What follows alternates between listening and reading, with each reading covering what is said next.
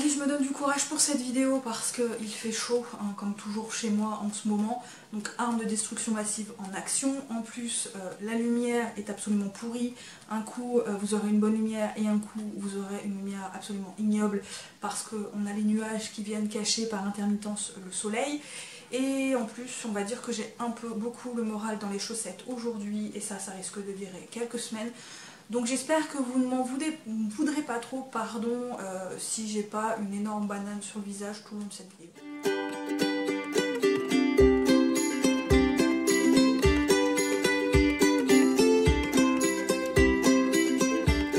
Salut tout le monde, aujourd'hui on se retrouve pour une nouvelle vidéo qui sera un point lecture. Pour le coup uniquement consacré aux graphiques parce que j'ai des mois de retard concernant les graphiques. Quand j'ai vu la pile qui attendait sagement que je la présente en point lecture, cette pile se transformait doucement mais sûrement en petite montagne. Je me suis dit qu'il était plus que temps que je me mette au travail. Et donc voilà, aujourd'hui vous aurez du coup un point lecture uniquement consacré aux graphiques. Dans cette vidéo il n'y aura pas tous les graphiques que j'ai lus ces derniers mois parce que sinon la vidéo risque d'être extrêmement longue et je suppose que vous n'avez pas envie de regarder une vidéo d'1 heure consacrée sur mes avis lecture pour les graphiques. Et je vous avoue que j'ai pas non plus envie de passer 1 heure devant cette caméra à vous parler de ces graphiques très en retard. Donc ici il y a une première partie et je vous tournerai un prochain point lecture encore une fois consacré aux graphiques d'ici quelques semaines. Voilà, et je pense que j'aurai rattrapé ce retard d'ici quelques semaines. Bref, du coup on va commencer tout de suite pour la petite sélection que je vous ai faite pour cette vidéo.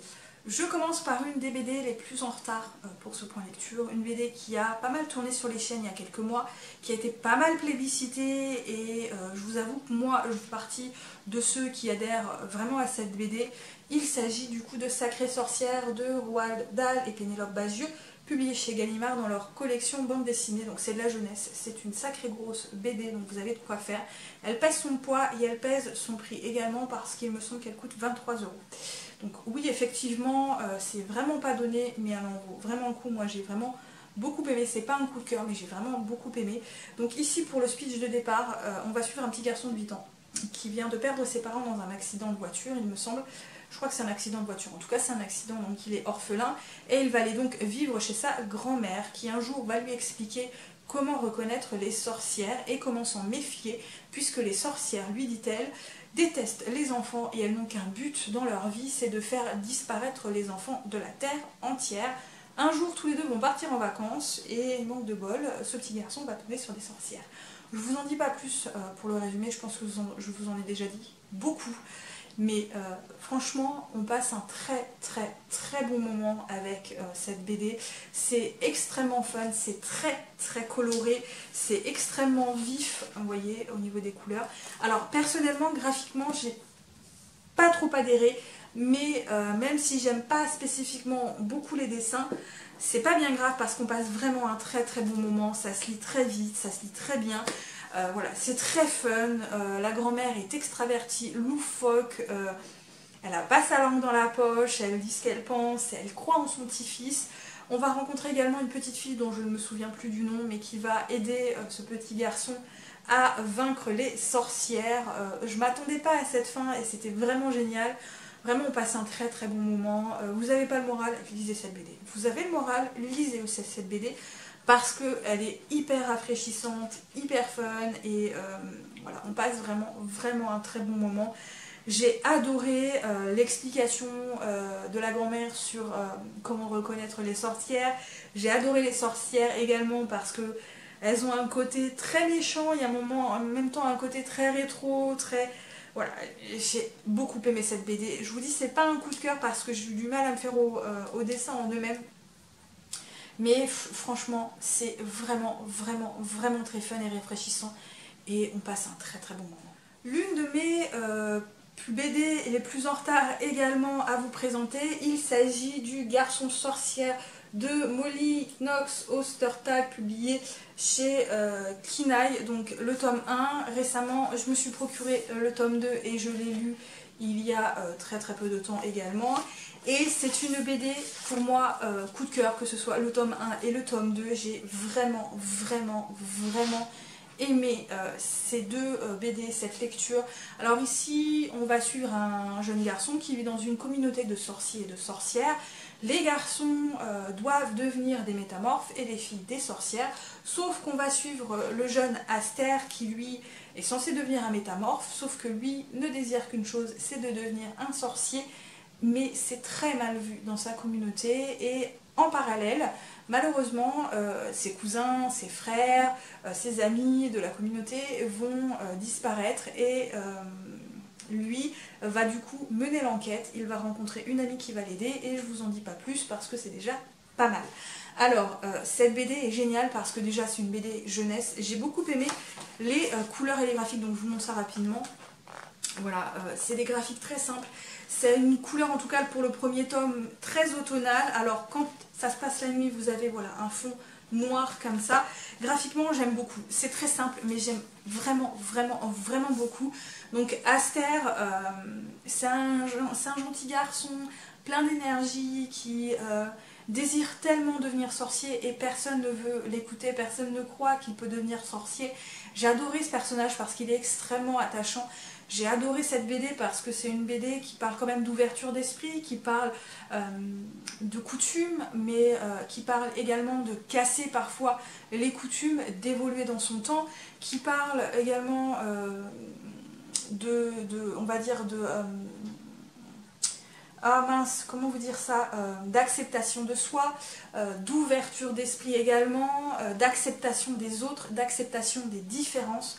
Et j'ai beaucoup aimé. Le tome 2, c'est pareil. Alors le tome 2, là on le retrouve de nouveau, mais cette fois il prend des cours pour devenir sorcier. Et il va rencontrer une autre jeune fille et évidemment d'autres problèmes. Et c'est pareil, j'ai beaucoup aimé le tome 2 parce que c'est dans la continuité du premier tome. Et c'est vraiment une jolie BD. Voilà, c'est vraiment une très jolie BD. Je vous la conseille fortement. Elle n'est pas très chère en soi. Je crois qu'elle est à... Ouais, si elle est à 20 € quand même, pardon. Je vous dis qu'elle n'est pas très chère en soi, mais si elle est à 20 €, alors effectivement, mais c'est pareil, vous avez des tomes assez épais, vous avez de quoi faire, vous avez de quoi lire, et vraiment, on passe un très bon moment. J'adore l'histoire, en plus on parle de sorcières, encore une fois, et de sorciers, de métamorphes, et c'était vraiment une bonne BD. Le tome 2, enfin le tome 3 va être long à sortir puisqu'il ne sort pas avant l'année prochaine et j'ai hâte de l'avoir dans les mains, mais en tout cas je vous conseille très fortement cette BD parce qu'elle est vraiment cool. Je continue par la saga de Kagaster, donc j'ai lu les 3 premiers tomes, c'est de Kashu Hashimoto publié chez Glénat, donc il me reste encore l'autre moitié à lire. Donc ici on est dans un monde post-apocalyptique, un virus est développé dans notre monde, donc au 21e siècle, fin 21e siècle il me semble, je ne sais plus exactement, mais je crois que c'était vers la fin du 21e siècle, qui a été appelé le Kagaster. Le Kagaster transforme les gens en insectes en l'espace d'une vingtaine de minutes. Les gens qui deviennent des insectes deviennent des prédateurs et mangent les humains.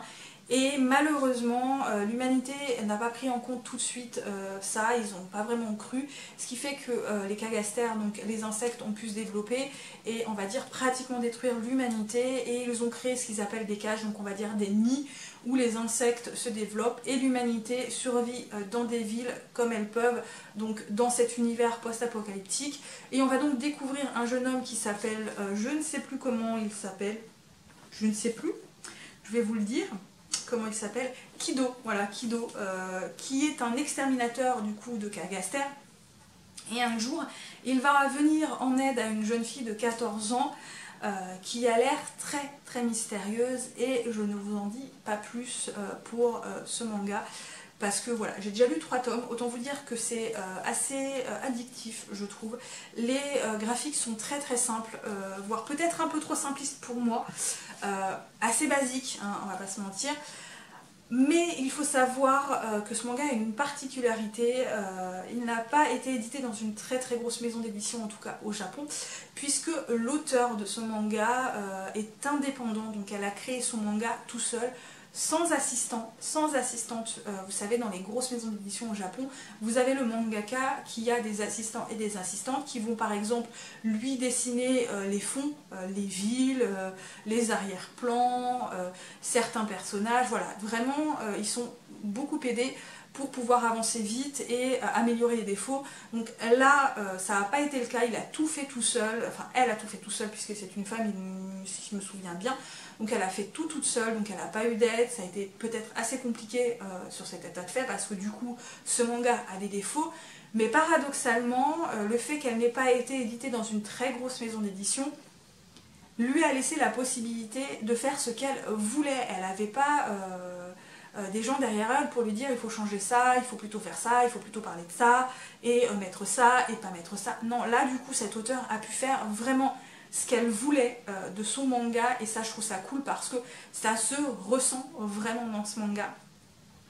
Donc ici on a un univers qui au départ, dans le premier tome, se développe tout doucement, on nous explique vraiment les tenants aboutissants de ce qui s'est passé, on nous présente vraiment les personnages donc de Kido et comment elle s'appelle, Lié il me semble, c'est ça, comment s'appelle-t-elle, je ne sais plus, c'est pareil, oh je sais plus, c'est bizarre, comment s'appelle-t-elle, je ne sais plus, Lié il me semble, Ié ou Ilié, oui c'est ça, Ilié il me semble, voilà. On va dire Ilié, je me souviens plus mais on va dire ça, et donc dans le deuxième tome, on va commencer à avoir des questions qui se posent sur ce qu'est le Kagaster, vraiment, pourquoi il a été créé, comment il est apparu, et également sur Ilié, qui est en fait un personnage plus mystérieux qu'on ne peut l'imaginer au départ.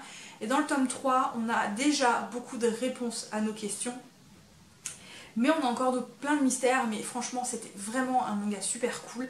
On a vraiment un univers qui est très original, je trouve, qui est très bien fait, avec une intrigue qui est déjà très complexe en 3 tomes. Donc quand je vais lire les 3 autres tomes, je pense qu'on va vraiment avoir quelque chose de plus complexe qu'il n'y paraît.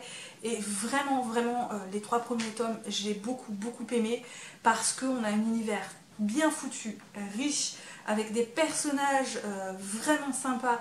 On a des choses quand même, on s'attache à certains personnages, et quand on va voir ce qu'ils vont devenir, je trouve ça extrêmement triste mais extrêmement bien fait. J'ai un univers quand même, on a un univers quand même qui est bien complexe, des personnages vraiment attachants, aussi assez complexes dans leur histoire personnelle, même si là on n'a quand même pas encore tous les tenants et aboutissants, pas toutes les réponses, pas tous les passés, voilà, on n'a pas encore toutes les réponses à nos questions. Mais dans le 3e tome, croyez-moi, ça commence déjà à pas mal prendre en intensité, donc j'ai quand même hâte de savoir ce qui va se passer par la suite, parce que je sens que ça va envoyer vraiment du lourd. Mais ouais, moi pour l'instant j'aime beaucoup cet univers post-apocalyptique, le côté scientifique de la chose, parce qu'on a un côté scientifique, le côté mystérieux, les personnages extrêmement attachants, et ouais, pour l'instant j'aime beaucoup. Je continue par le tome 2 de La Petite Faiseuse de livres de Suzuka, Miyakazuki et Yu Shina, publié chez Ototo, à savoir que le tome 3 vient de sortir il y a quelques semaines il me semble, donc je pense que je ne vais pas trop tarder à me procurer le tome 3. Donc ici on continue de suivre les aventures de notre jeune femme réincarnée dans le corps d'une petite fille dont je me souviens déjà plus du prénom non plus, Joie et Bonheur. De toute façon vous le savez, hein, moi et les prénoms, ça fait 2, voilà, je n'arrive jamais à retenir un prénom, c'est rare, et voilà, c'est comme ça, les prénoms et moi, on n'est pas très amis, voilà, bref. Donc ici, on la suit de nouveau dans ces nouvelles aventures, entre guillemets. Elle continue de tout faire pour essayer d'éditer des livres, donc elle trouve des techniques anciennes, elle essaie, elle échoue, c'est pas grave, elle recommence, elle trouve d'autres idées. Également, elle apprend à se servir de choses dont elle ne s'était jamais servie avant, elle apprend à vivre dans ce nouveau monde, donc ici, elle doit réapprendre l'alphabet, puisque ce n'est pas le même alphabet qu'au Japon, hein, clairement. Toujours avec ce corps très fragile, ce corps qui tombe malade si souvent, et pourtant c'est un personnage bourré de détermination, toujours très enthousiaste, toujours de bonne humeur entre guillemets, elle n'hésite pas, elle fonce, et j'aime beaucoup ce personnage qui en fait est réincarné dans le corps d'une enfant mais à l'esprit d'une adulte, donc c'est vraiment cool. Et j'aime beaucoup ce qu'on apprend dans ce manga, parce que voilà, on découvre de nouvelles choses, des choses qui peuvent être utiles, voilà, c'est vraiment cool. Et franchement on passe un très bon moment, c'est très frais, c'est très mignon également, parce que voilà, les dessins sont extrêmement mignons, hein, voilà, bref, tout simplement. Ouais, voilà, on passe un très bon moment avec ce manga. Et je termine du coup par le tome 3 et le tome 4 de Kemono Incident, publié chez Kurokawa, et c'est de Sho Aimoto. Donc j'ai relu récemment également le tome 1 et le tome 2 avant de me relancer dans le tome 3 et dans le tome 4. Donc ici, on suit un jeune garçon d'une dizaine d'années qui s'appelle Kabane, qui est un peu rejeté par tout le monde dans sa famille, et qui un jour va aider un détective privé à arrêter une espèce de monstre. Et il va donc suivre ce détective privé à Tokyo pour faire partie en fait de son agence entre guillemets de détective privé. Kabane dans le premier tome va apprendre en fait qu'il est métis, humain et ghoul. Voilà, donc c'est pour ça qu'il ne ressent pas la douleur, c'est pour ça que quand on lui casse le bras, son bras se remet tout seul, bref, voilà. Et donc, dans cette agence de détective privé, il va rencontrer deux autres jeunes gens de son âge qui sont également un peu particuliers. Et notamment dans le tome 3, mais surtout dans le tome 4, on va commencer à en parler dans le tome 3, on va rencontrer, donc, on le rencontre dans le tome 2, Shiki, qui lui est pareil, un métis humain et araignée. Et on va en fait, dans le tome 3 et 4, en apprendre plus sur son passé, sur qui il est, sur ce qui s'est passé, sur le pourquoi du comment, sur sa maman. Et on va rencontrer également un nouveau personnage dans le tome 3, plus un nouveau personnage dans le tome 4, qui vont s'intégrer dans cet univers. C'est un shonen vraiment sympathique, avec des créatures typiquement du Japon, avec le folklore de là-bas, des choses vraiment sympas. Et pour l'instant, on n'a pas encore vraiment d'intrigue de fond, on a vraiment plusieurs petites intrigues. Je pense que dans le tome 5, parce qu'on va commencer à l'apprendre dans le tome 4, je pense que dans le tome 5, on va découvrir plus le passé de l'autre personnage dont je ne me souviens plus du prénom, Mihai je crois. Non, pas Mihai. Mihai c'est l'un des personnages qu'on rencontre dans le tome 2, qui est un vampire. Mais ce petit personnage là, je ne sais pas si vous le voyez bien, voilà, un jeune garçon. Je ne sais plus son nom non plus. Je pense que dans le tome 5, on va en découvrir un peu plus sur lui et son passé, puisque déjà dans le tome 2, il nous apprend des choses sur son passé, et on se dit « Ah, c'est bien mystérieux tout ça !» Donc je pense que dans le tome 5, ce sera son passé. Je pense qu'on va découvrir le passé d'un peu tous les personnages, avant de vraiment rentrer dans l'intrigue. Pour l'instant, je passe un bon moment. C'est pas révolutionnaire, mais je passe un bon moment de lecture. Mais j'attends vraiment que l'intrigue se mette en place, parce que là, je trouve quand même que c'est un peu long à se mettre en place et c'est un peu dommage, même si je trouve quand même qu'on passe un très bon moment, que les personnages sont vraiment attachants. Il y a un côté assez humoristique également. Voilà, on passe un bon moment, mais je trouve que ça manque malgré tout d'une intrigue de fond qui est lente à se mettre en place. Et voilà, du coup j'en ai terminé pour cette vidéo, j'espère qu'elle vous a plu. N'hésitez pas à me laisser en commentaire si vous avez lu certaines de ces BD et de ces mangas, si vous avez aimé, si vous n'avez pas aimé.